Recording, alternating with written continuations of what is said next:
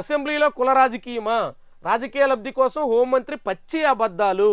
వంగలపూడి అనిత ఆమె హోంమంత్రి తన స్థాయికి తగ్గట్టుగా ఉండాలి, తను ఎంతవరకు ఉండాలో అంత రీతిని సాగాలి, హోందాతనం పాటించాలి అనే దాన్ని కూడా మర్చిపోతున్నారు. ఆమె చాలా యథేచ్ఛగా అసెంబ్లీ వేదికగా ఇప్పటికే లేని విషయాన్ని ప్రస్తావించారు, అసత్యాలు మాట్లాడారు అంటూ నేరుగా సీఎం లీగల్ నోటీస్ ఎదుర్కొంటున్నారు.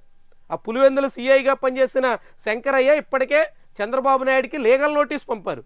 ఇప్పుడు మళ్ళీ హోంమంత్రి కూడా అలాంటి వివాదంలోనే ఇరుక్కున్నారు. ఆమె అబద్ధాల్ని అసెంబ్లీ వేదికగా చెప్పేశారు.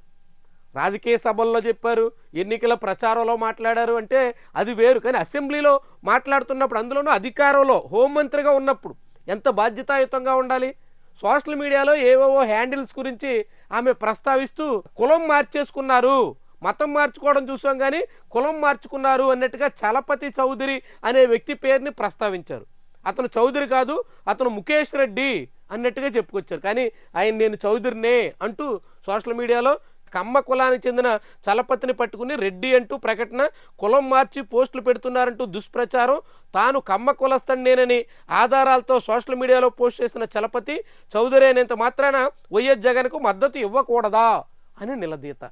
చూడండి ఎలా ఎంత విడ్డూరంగా ఉందో. అంటే వంగలపూడి అనిత తన స్థాయి మరిచి ఇలాంటి కామెంట్ చేయడం ద్వారా, అసెంబ్లీలోనే ఆ రీతిని సాగడం ద్వారా ఎలాంటి వివాదాలు కొని తెచ్చుకుంటున్నారో ఇదొక ఉదాహరణ.